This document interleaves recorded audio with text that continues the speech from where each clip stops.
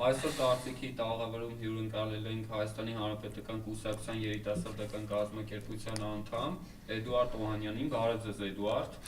Բարև ձեզ, շատ շնորհակալ եմ հրավերի համար։ Բարև ձեզ, հարգելի հայրենակիցներ։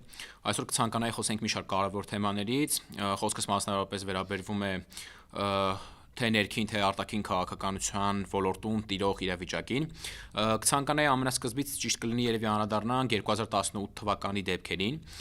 Տեսեք, ուրեմն 2018 թվականին բոլորը շատ լավ հիշում ենք, որ այս իշխանությունները սիրո եւ հանդուրժողականության կոչերով կես խաղաղության քողի տակ եկան իշխանության եւ խոսք տվեցին, որ բոլորը կսկսեն ապրել լավ։ Հայաստանի Հանրապետությունում կա 3 միլիոն վարչապետ եւ բոլորը կարող են զգալ իրենց ապահով, անվտանգ եւ պաշտպանված։ Ժամանակ անց Նիկոլ Փաշինյանը հայտարարեց, որ Հայաստանի Հանրապետությունը ժողովրդավարության բաստիոնն է եւ մենք ճանապարհ ենք բռնել դեպի Եվրոմիություն, ինչից ենթադրում էր, որ իրենք ասում էին մենք պետք է պահպանենք բոլոր ժողովրդարական նորմերը, որոնք որ համապատասխան են Եվրոմիության, եվրոպական բոլոր ստանդարտներով ժողովրդարական նորմերը պետք է պահպանենք։ Ուզում եմ հասկանալ ինչ ժողովրդավարության մասին կարող է գնալ խոսքը այն պարագայում, երբ Հայաստանի Հանրապետությունում 40-ից ավելի քաղբանտարկյալներ կան, երբ Հայաստանի Հանրապետությունում բացահայտ արշավներ են սկսվել եկեղեցու դեմ, ավելի քան 40 քաղբանտարկյալ կա եւ մեծ մասամբ բոլոր այն գործերը, որից որ մենք տեղյակ ենք, իրենք կրում են շինծու անհիմն բնույթ, որևէ իրավական հիմք չունեցող քրեական գործեր են, որոնք որ մարդկանց վրա հարուցվել են իրենց սեփական կարծիքը արտահայտելու համար, իրենց ազատ կամքի համար, այսինքն բոլոր են մարդիկ, ովքեր որ սիրում են իրենց հայրենիքը, փորձում են պաշտպանել իրենց հայրենիքը, խոսում են իշխանության դեմ, այսինքն այլախոհ են իրենց համար համարվում, բոլոր այդ մարդիկ կալանավորվում են, բոլորի վրա քրեական գործեր են հարուցվում, մասնավորապես տեսանք, որ մի քանի օր առաջ Մասիս խոշորացված համայնքի քաղաքապետ Դավիթ Համբարձումյանին կալանավորեցին, կարծում եմ բոլորն էլ շատ լավ գիտակցում են, որ Դավիթ Համբարձումյանը ուներ բոլոր հնարավորությունները չվերադառնալ Հայաստան, սակայն նա շատ լավ գիտակցելով, որ նա որևէ մեղք չի գործել, այսինքն իր արարքի մեջ որևէ հանցակազմ չկա, այսպես ասած, նա շատ լավ իմանալով այդ ամեն ինչը վերադարձավ Հայաստան եւ պատրաստ էր կրել պատասխանատվություն,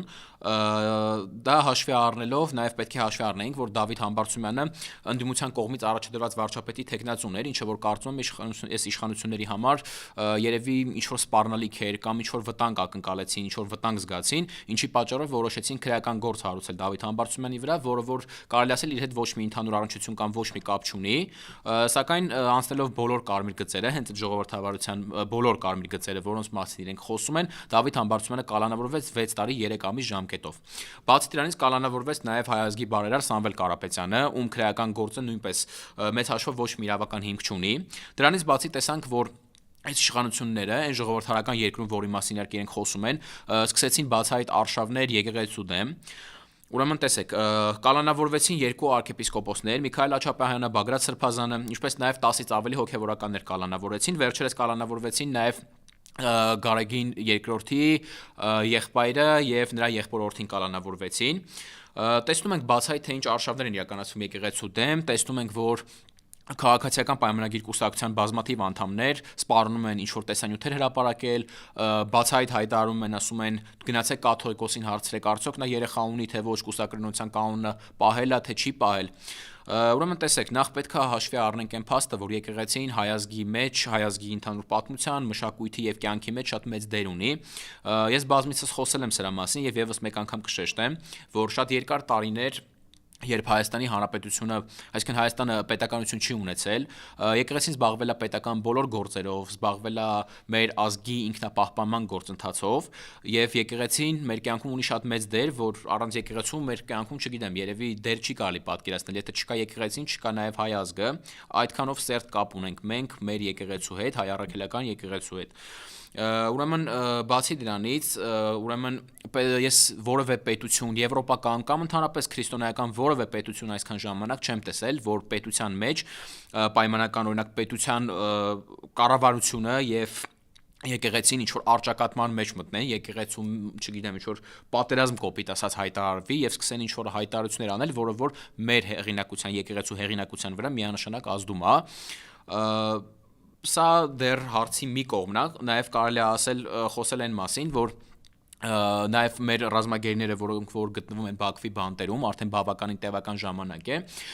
խոսվում էր այն մասին, որ բանակցությունների միջոցով իրենք ամեն ինչ ամեն քայլ ձեռնարկում են, որպեսզի մեր ռազմագերիները Բաքվի ովքեր գտնվում են Բաքվի բանտերում պետք է հետ գան։ Ինչ քայլեր են մինչ առ այսօր ձեռնարկվել։ Ես վստահ եմ, որ ոչ մի քայլեր չեն ձեռնարկվել, որովհետև նույնիսկ երբ որ բանակցային գործընթացը ընթացքի մեջ էր, բազմիցս շեշտեցին, որ կարելի է ասել մոռանալ է, կարելի է ասել մոռացեք այդ գերիների մասին, դե հիմա այնտեղ են հայտնվել, թող այնտեղ էլ մնան։ Այդ անտարբերությունը ավելի շատ խոսում է դրա մասին։ Անկախ ամեն ինչից թե ինչ է տեղի ունեցել, հա, օրինակ ինչ ներքին անհամաձայնություններ կամ ասենք չգիտեմ ինչ խնդիրներ են ունեցել, բոլոր այն մարդիկ, ովքեր այսօր գտնվում են Բաքվի ռազմաբանտերում, իրենք հայ են առաջին հերթին։ Մենք պետք է դրան ուշադրություն գտնենք, որովհետև մենք ունենք բազմաթիվ քաղբանտարկյալներ այնտեղ Բաքվի բանտերում, ովքեր օրինակ իրենց 70-ամյակը, իրենց տարեդարձը, չգիտեմ, իրենց կյանքի ինչ-որ տևական ժամանակ արդեն անցկացնում են այդտեղ։ Բնական է, որ իրենց ամենալավ կերպով չեն վերաբերվում։ Բնական է, որ այն process-ները, որոնք որ իրենց հանդեպ տեղ են ունենում, չեն կարող այդ մարդկանց, չգիտեմ, ոգեշնչել կամ հոգեբանական լավ վիճակի, նաև ինչ ոչ առողջական լավ վիճակի մասին չեն կարող խոսել, բայց այդ ամեն ինչը իշխանությունների կողմից անտեսվում է, եւ այս պարագայում միանշանակ ինչ որ ժողովրդավարության բաստիոնի կամ չգիտեմ, ժողովրդարական պետության եվրոպական ստանդարտների համապատասխանության մասին անհնար է խոսելը։ Բնական է, երբ որ օրինակ մեր պետության արտաքին ներքին քաղաքականության մեջ տիրում է այս քաոսային իրավիճակը, նաև արտաքին քաղաքականության մեջ հաստատ չի կարող լավ իրավիճակ տիրել։ Մենք դրա մասին բազմիցս համոզվել ենք, եւ այս վերջերս Ալիևը արեց հայտարարություն, ըստ որի Սևանալիչ գոյություն չունի, ադրբեջանական անվանումներ տվեց հայկական տարածքներին, եւ այդ ադրբեջանական անվանումների միջոցով, չգիտեմ, ինքը ուզում է ցույց տալ իր, կարելի ասել, գերիշխանությունը այս պետության այս իշխանության դեմ ուզում է ցույց տալ, որ ինքը ունի լծակներ, որոնցով կարողանում է ազդել իրենց վրա։ Եկեք պայմանական վերցնենք օրինակ խայտարակ կապիտուլյացիան պայմանագիրը, որը որ ստորագրվեց։ Տեսեք, այդ պայմանագրի կետերը մեզ համար, այսինքն ինքը խայտարակ պարտություն է համարվում։ Եվ այն ղեկավարը, որը որ պարտվեց, ղեկավարը չգնաց, այլ նաև մնաց, շարունակեց ինչ որ բանակցային գործընթացներ վարել, որը որ ինքը իդեպ իր սեփական կետից էր սկսում եւ ազգային ժողովի ամբիոնից հայտարարում էր, որ ես սկսում եմ բանակցությունները իմ կետից, ինչ պետք է, այդ էլ բանակցում ենք ու թող մեզ ոչ մեկ չասի։ Մենք շատ լավ տեսանք, թե ինչի դա բերեց։ Հիմա տեսեք, ուրեմն թշնամու մոտ հստակ պատկերացում կա առ այն, որ նրանք անպատժելի են, նրանք կարող են անել այն ամենը, ինչ ուզում են, եւ սա իրենց միակ հնարավորությունն է, ըստ որին նրանք կարող են անել իրենց, չգիտեմ, տասնյակ տարիների երազանքը կարող են իրականացնել։ Մենք կնքել ենք իբր խաղաղության պայմանագիր, այսինքն այս իշխանությունները կնքել են իբր խաղաղության պայմանագիր եւ ասում են մենք մտնում ենք նոր դարաշրջան, մտնում ենք մեր կյանքի ինչ որ նոր էջ, չգիտեմ, այնտեղ 4-րդ հանրապետություն ենք հիմնում, խաղաղություն ատիրելու, պայմանական օրինակ, չգիտեմ, բանակը սարքել են 1.5 տարի, ռազմական բյուջեն են ուզում կրճատել եւ բազմաթիվ այլ քայլեր են իրականացրել, ցույց տալով, որ իբր մենք մտնում ենք խաղաղության դարաշրջան։ Ես ուզում եմ հասկանալ, ինչ խաղաղության դարաշրջանի մասին կարող է գնել խոսքը, երբ որ այդ խաղաղությունը ոչ թե հաստատվում է մեր ուժի շնորհիվ, այլ այս խաղաղությունը իրենք մուրալով են հաստատում։ Այսինքն իրենք ասում են մենք գնում ենք խաղաղության, բայց այդ խաղաղությունը մենք տեսնում ենք, որ փաստացի պայմանները խաղաղության թելադրում է թշնամին։ Տեսեք, Ադրբեջանը ասում է, եթե դուք այս կետերը չպահեք, այս կետերը մեր պահանջները չիրականացնեք, ուրեմն չի լինելու խաղաղություն։ Եվ հենց իշխանականները բազմիցս հայտարարել են, որ մենք դա չունենք ոչ մի օրինակ երաշխիքները, որ թշնամին չի հարձակվի, եւ շատ դեպքերում նաեւ sense կարելի ասել ծաղրելով ասել են դե եթե թշնամին է խնդիրը, որ տեսնում եք, պատ բերեք շարեք, որ թշնամուն չտեսնեք։ Այսինքն տեսեք, եթե մենք հիմա պայմանական վերլուծում ենք, փորձում ենք վերլուծական որևէ ինչ-որ միտք արտահայտել, հասկանալի է դառնում, որ այս իշխանությունները բացահայտ ասում են, մենք կնքում ենք խաղաղության պայմանագիր, բայց այդ խաղաղության պայմանագրի երաշխիքը չկա։ Հիմա թշնամինը կարող է վաղը օրինակ որոշի, որ պետքա հարձակվի, պետքա պատրաստ լինենք ամեն ինչին։ Նույն տրամաբանությամբ անում են Եվրոմիություն մտնելու այդ գործընթացը։ Սկզբում մարդկանց համոզում էին, որ մեզ Եվրոմիությունը պետք մտնել, մենք պետքա գնանք նոր ուղով, հիմա ուզում եմ հասկանալ ուր ենք մենք։ Ինչու Եվրոմիություն մենք չմտանք։ Չմտանք, որովհետև այս իշխանությունները յուրաքանչյուր քայլ, յուրաքանչյուր պայմանագիր, կապ չունի, այսինքն իրենց բոլոր քայլերը արվում են այնպիսի տպավորություններ, որ արվում են հենց այնց ուղակի, այսինքն ինչ որ, չգիտեմ, անհիմն ցանկությունների վրա հիմնված, բայց իրանք չեն նայում հարցին փաստացի, այսինքն փաստացի հնարավորություն կա, չկա, ինչ է։ Եթե առաջ, օրինակ 2018 թվականից առաջ մենք մեր թշնամին մեզնից վախենում էր, մեր թշնամին դա բացահայտ խոսել է դրա մասին, բացահայտ ցույց է տվել, որովհետև տարածաշրջանում մենք ունենք ամենամարտունակ բանակը, ով յուրաքանչյուր պահի պատրաստ է եղել արժանի հակարված տալ թշնամուն, թե ռազմական ճանապարհով, թե դիվանագիտական ճանապարհով։ Եվ պատահական չի, որ Ալիևը բազմիցս հայտարարել է, որ փակ դռների հետո ինձ ստիպում էին Արցախի անկախությունը ճանաչել։ Պատահական չի, որ Ալիևը իր հայտարարությունների մեջ ասում է, որ ես չեմ հաղթել Նիկոլ Փաշինյանի բանակին, այլ Սերժ Սարգսյանի բանակին, որովհետև այն բանակը, որը որ ստեղծել էր Սերժ Սարգսյանը, դիվանագիտությունը։ Այն դիվանագիտությունը, որը որ վարում էր Սերժ Սարգսյանը, դա տեսեք, ուրեմն բացահայտ խոսում այն մասին, որ թշնամին անկարող էր։ Թշնամին ոչ մի բան չէր կարողանում անել, եւ ապրիլյան քարառօրյա պատերազմը